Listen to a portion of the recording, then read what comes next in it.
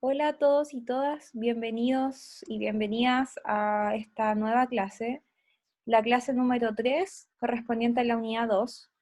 Vamos a compartir la pantalla de la presentación con la que vamos a trabajar hoy. Esta presentación también está disponible para ustedes en el aula por si quieren volver a revisarla. La clase de esta semana es ejercitación porque lo que vamos a hacer es una guía de ejercicios donde vamos a trabajar con los contenidos que hemos abordado en las 2 últimas semanas. ¿Por qué esta modalidad? Es para que todos vayamos al día, no haya nadie que se quede atrás y aprovechemos al tiro de ir cerrando los contenidos que abarcamos y así avanzar de mejor forma en la unidad. Entonces vamos a comenzar. Antes de dar inicio al desarrollo de la guía, que es lo que vamos a hacer, hay algo importante que mencionar, que son estos 3 puntos. Esta semana ustedes van a tener disponible en el aula una guía de ejercicios, que es la que vamos a trabajar en esta clase. Desde el aula deben descargarla, imprimirla y resolverla guiándose con este video, o también pueden copiar las preguntas en el cuaderno y responderla en el cuaderno en caso de que no puedan imprimir. La guía no será evaluada, pero es importante que la realicen porque es una es una evaluación, digamos, implícita para ver si ustedes están entendiendo lo que hemos visto. La tarea de la semana se va a titular tarea número 3 y también va a estar disponible en el aula. La tarea consiste en leer un texto y responder 3 preguntas muy sencillas de respuesta corta, y esas preguntas van a estar disponibles en el aula. El texto viene en la guía de ejercicios. Al final de la guía de ejercicios hay un texto que es con respecto a cómo nosotros nos aproximamos a la química en la vida cotidiana. Y las 3 preguntas ustedes las van a encontrar en un link en el aula. Esta tarea sí tiene evaluación. Eh, en la plataforma ustedes van a tener todos los detalles desde cuándo hasta cuándo la realizan, o sea, el plazo, y el plazo es con fecha y horario, para que lo tengan claro. La evaluación es formativa, por lo tanto va a ser logrado o no logrado, pero recuerden que todas estas evaluaciones formativas a la vez son acumulativas y por lo tanto a fines de semestre se va a traducir en una nota. Por otro lado, el día miércoles, en la tutoría online, lo que vamos a hacer es el cierre oficial de estos contenidos y una introducción a lo que sigue. Cierre oficial de los contenidos, no de la unidad, sino de lo que ya hemos visto las 2 semanas anteriores. La participación en la tutoría es clave. Recuerden que la nota por participación todavía va. O sea, si ustedes están participando, a fines de semestre van a tener una buena calificación. Y les pido, esta participación no solo incluye ser parte de la tutoría, sino comentar, conectarse, entregar la tarea y hacer la guía de ejercicio. Eso incluye la participación. Entonces vamos a comenzar con la práctica. Esta semana trabajaremos en conjunto una guía que nos permitirá sintetizar los conceptos vistos hasta el momento. ¿Qué contenidos vamos a evaluar? Los tipos de enlace y la polaridad de enlace, que son lo que ya hemos conversado. En su guía de ejercitación hay un ítem que es de alternativas. Tienen solo 3 alternativas y lo que vamos a hacer es desarrollarlas en esta clase a modo de resumen de lo que ya vimos. Entonces, la pregunta es, ¿qué puede hacer un átomo para formar un compuesto químico? O sea, para unirse a través de un enlace y formar un compuesto químico. Nosotros habíamos determinado y estudiado que existen 3 tipos de enlaces. Entonces, el enlace químico, tenemos 3 tipos de enlace y la característica de cada tipo de enlace es precisamente lo que aparece escrito aquí en las alternativas. Entonces, tenemos un enlace metálico, tenemos el enlace iónico y tenemos el enlace covalente. ¿Cuál era la gracia o cuál era la característica de cada enlace? El covalente lo que hacía es que un átomo al juntarse con otro átomo no podían entregarse los electrones, por lo tanto decidían compartirlo. Y para eso tenían que acercarse mucho y los electrones compartían a través de esta última capa que es la capa externa. Por lo tanto, el compartir electrones es correcto porque se da en un enlace covalente. En un enlace iónico, como su nombre lo dice, iónico, lo que hay es formación de iones, es decir, un átomo queda con carga positiva y otro átomo queda con carga negativa, y esta es la atracción que los mantiene unidos, o sea, los opuestos se atraen. ¿Por qué la formación de iones? Para que se forme un ion, el átomo tiene que ganar electrones o tiene que perder electrones. Esa es la condición para que se forme un ion. Entonces, estos dos enunciados que están acá también serían correctos porque es el principio o es la característica de un enlace iónico. El que pierde electrones queda con una carga, el que pierde electrones queda con una carga positiva y el que gana electrones queda con una carga negativa, porque recuerden que los electrones son las partículas negativas del átomo. Ya, entonces, la alternativa correcta a esa pregunta sería 1, 2 y 3. Sigamos. ¿Cuáles de los siguientes tipos de enlaces químicos existen? Y lo acabamos de mencionar. Existen 3 tipos de enlaces químicos: metálico, iónico y covalente. Entonces la alternativa correcta es la E. Aprovechamos esta pregunta para dar un resumen de estos tipos de enlaces. Del enlace metálico dijimos que se daba entre dos metales y era un enlace bastante complejo, por lo tanto nosotros no lo vamos a estudiar, solo vamos a mencionarlo como un tipo de enlace y lo que comentamos en clase son las características que lo definen, o sea, las características que en general definen a los metales. Y eso está todo disponible en la clase número 1 titulada tipo de enlace. El enlace iónico es un enlace que se da entre comúnmente un metal y un no metal, y estas propiedades ustedes las pueden revisar en la tabla periódica. Cada elemento está dentro de un cuadrado que está pintado con un color que simboliza la propiedad que tiene, si es metal o es no metal. Y el enlace covalente se da entre dos no metales. Este fue el primer criterio que nosotros utilizamos para predecir el tipo de enlace que formarían átomos. Pero en la clase pasada hablamos del concepto de electronegatividad. Y dijimos que la electronegatividad es la propiedad que tiene un átomo de llevar o de quitar, vamos a poner de llevar o de quitar los electrones de un enlace. Entonces, mientras más electronegativo soy, más fácil me llevo los electrones, por lo tanto formo densidades negativas, y mientras menos electronegativo soy, más facilidad tengo de donar los electrones, ¿ya? Entonces, la electronegatividad, si bien es una propiedad, tiene valores. Y esos valores ya están definidos y ustedes los pueden encontrar al reverso de la tabla periódica o en internet. Si ponen tabla de electronegatividad, les va a salir el número asociado a cada uno de los elementos.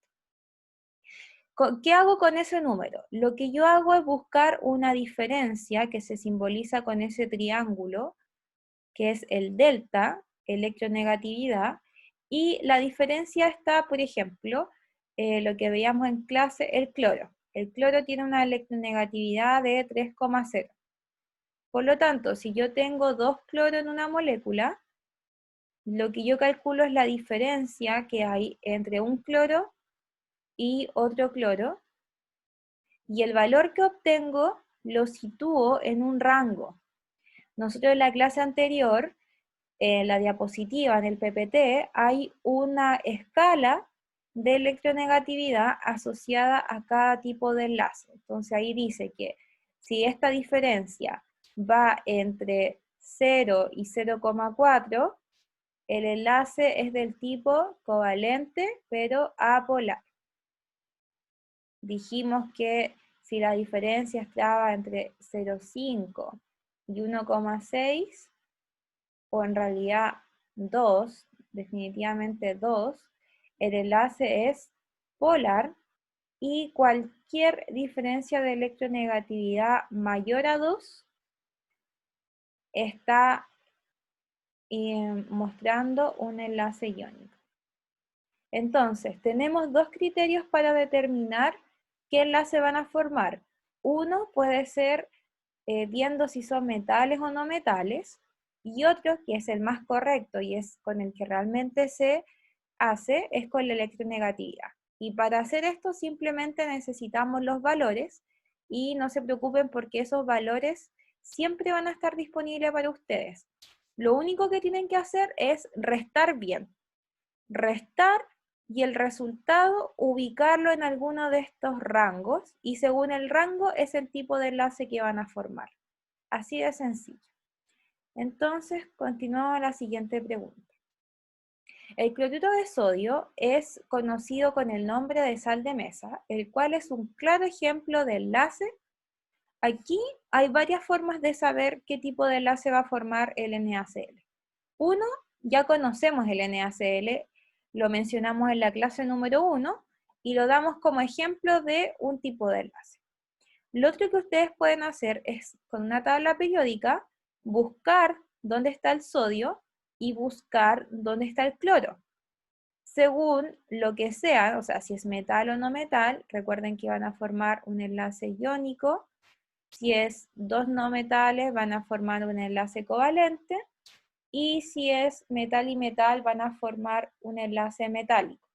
Así que esta pregunta se las dejo a ustedes para que la puedan resolver solito. La otra opción que tienen es que busquen al reverso de la tabla periódica la electronegatividad de cada uno. Entonces ya saben que la electronegatividad del cloro es 3, ¿sí? Les faltaría encontrar la electronegatividad del Na, y luego esas electronegatividades restarlas, y el valor que ustedes obtengan lo llevan al cuadro que aparece en la clase de la semana pasada y lo sitúan en algún tipo de enlace, ¿ya? Así que esta pregunta queda como tarea para ustedes. Avancemos. El segundo ítem se titula Entrega o recibe electrones, y la instrucción dice, predice qué iones formarán los siguientes átomos considerando su posición en la tabla periódica. O sea, claramente lo único que tenemos que hacer es, con una tabla periódica, fijarnos en qué grupo están, o sea, en qué periodo están, en qué columna están, y determinar si son metales o no metales. El metal siempre va a ser el que regala los electrones, por lo tanto va a quedar como positivo, y el no metal es el que los acepta y por lo tanto queda con carga negativa. ¿Ya? Entonces, aquí, por ejemplo, ustedes ubican al bario, depende qué fondo, de qué color tenga el fondo de la tabla periódica, va a ser metal o no metal, y tienen que poner si va a entregar o si va a recibir. Los que entregan, acá dice, el que entrega, que queda positivo, se llama catión, y el que recibe es el que queda negativo y se llama anión. Entonces, por ejemplo, ponen el bromo. Les voy a dar un ejemplo. El bromo se encuentra en el grupo 7, por 7A o 17, según la nomenclatura que ocupen. Por lo tanto, es un no metal. Si es un no metal, como dice acá, va a recibir, lo vamos a poner con palabras, recibe electrones, y eso lo hace inmediatamente un anión. Entonces el bromo va a tender a formar aniones porque recibe electrones. Esa es la dinámica de esta parte, y también lo voy a dejar para que lo completen solitos y solitas. La idea es que hagan esta guía ojalá antes del miércoles, para que el miércoles lo comentemos en clase y comparemos respuestas. Sigamos. La última parte de la tabla dice cómo predecir el tipo de enlace que se formará, y acá es un ejercicio exactamente igual al que hicimos en la tutoría del día miércoles pasado.